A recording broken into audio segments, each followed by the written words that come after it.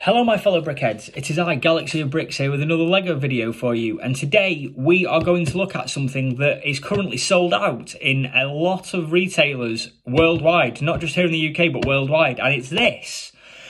40557, the Hoth Defence Accessory Minifigures pack.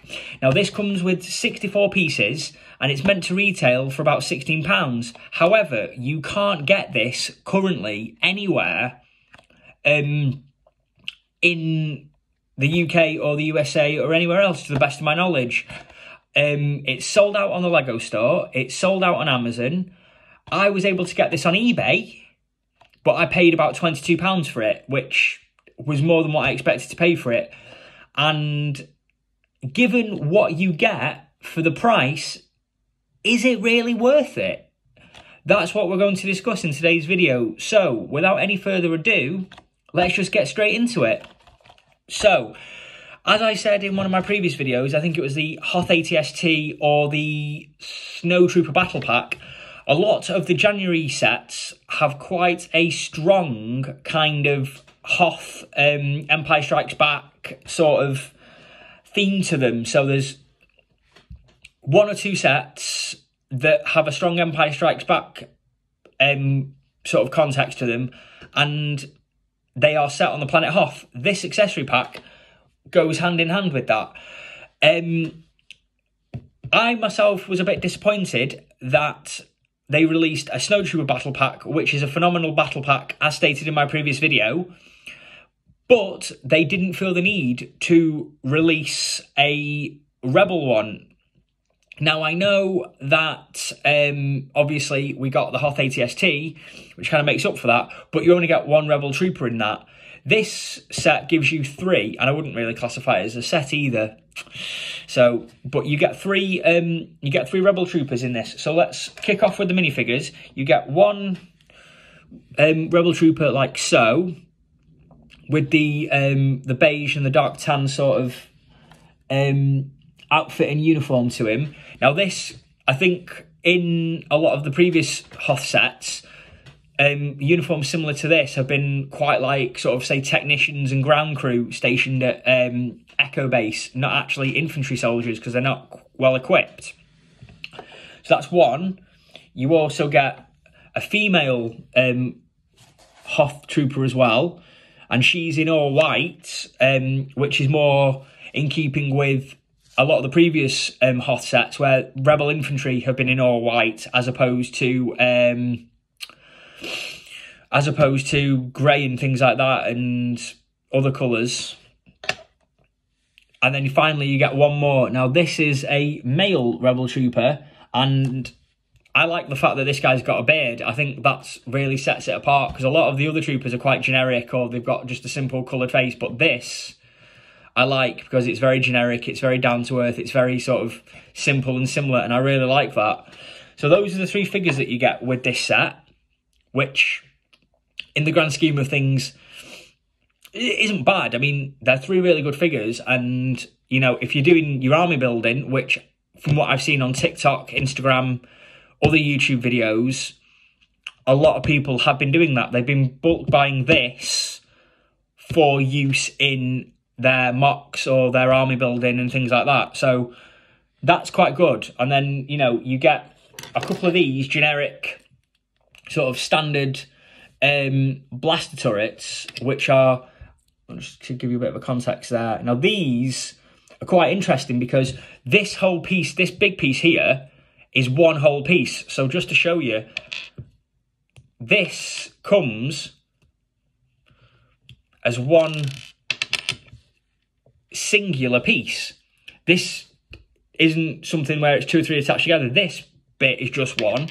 Then you get one of the old standard sort of handle pieces, which I think used to be used for Lego cameras or something like that. And then you get something like that which attaches the base onto it. So, you know, that attaches like that.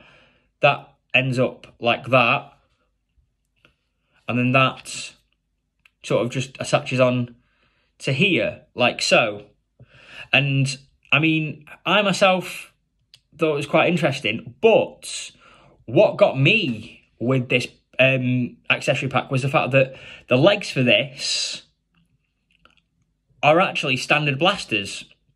They're not what you would expect them to be, which would maybe say the battle droid arms or some of the flip standard pieces. They're actually standard blasters, which for an accessory pack makes a lot of sense, because you're not expected to use this in its standardized form for your army building or your mocks or your dioramas or your displays. I guess really you're just using this for its pieces, and I think the fact that all in all you get 2 of these and you get 6 standard blasters is an interesting concept.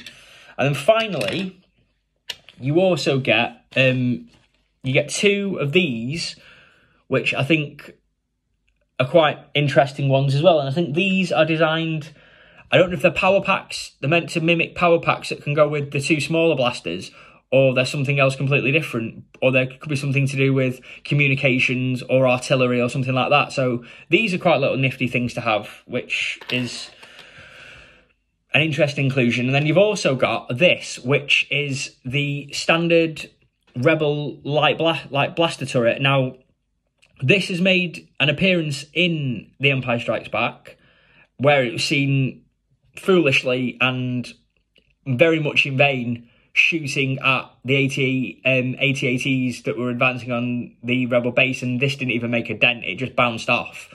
But I think having this included goes rather well. It's quite a nifty little build. I mean, this whole thing only took me about maybe 5-10 minutes, if that, because you get your standard sort of turret like that, and that flips up and down, and so does that as well. And then you can put your figure on the back of it here, and you can have them pose with the turret as though they're defending and fighting.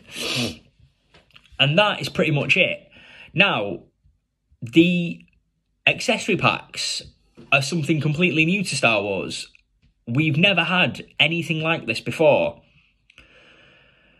You've got them in things like Ninjago, and you've got them in some of the other lines as well, and some of the other sub-themes, where you can get accessories for your minifigures, and you get maybe 2 or 3 standard figures to just bulk up your forces, basically. But to see something like this in Star Wars, in particular, is very, very different. And I don't know how I feel about it, to be honest with you guys. I mean, I myself am a massive Star Wars fan, as you can tell by my t-shirt. And I collect mostly Star Wars Lego, and I'm all for, my good guys, I'm all for my bad guys, I'm all for my rebels, I'm all for my Imperials, etc. But £16 for something like this, I don't know. I mean, is it really worth it? 64 pieces at £16. £16 is a lot of money in the grand scheme of things, and you can get, for, say, an extra £4 or £5 more, or maybe even an extra £10 more, you could get a small set with, say, 2 or 3 minifigures and a small vehicle of some description, or you could get, for the equivalent of this, you could get 2 microfighters as well. So I don't know. I like it, and to get hold of one, in my honest opinion, is quite a good thing, because, like I say, this is sold out everywhere. And the instruction booklet is pretty nifty as well. It's just 2 sides: how to build the small turrets and how to build this large one. You do get a couple of spare items. So you get 1 spare helmet visor for your Rebel troopers, and you get 1 small red piece that attaches the front of this turret on. Now, I think that if you are into your army building and you are into your dioramas and your mocks, a couple of these will suit you really well. You're getting 3 figures to build up an army, a couple of turrets and set pieces that you can then use to break down, and you can use the accessories for your other figures, etc, etc, etc. But for me, I would rather have gotten another battle pack.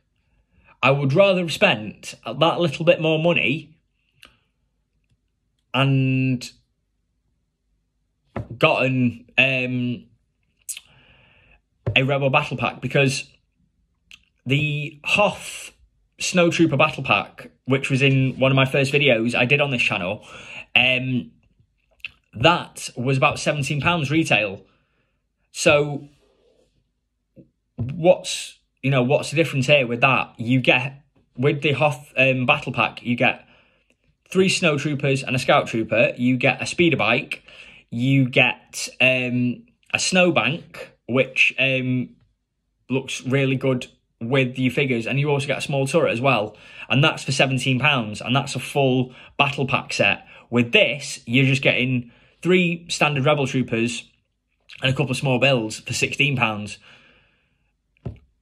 Why not build build up a bit more hype, a little bit more kind of, what's the word? Build a little bit more momentum and release this as a battle pack.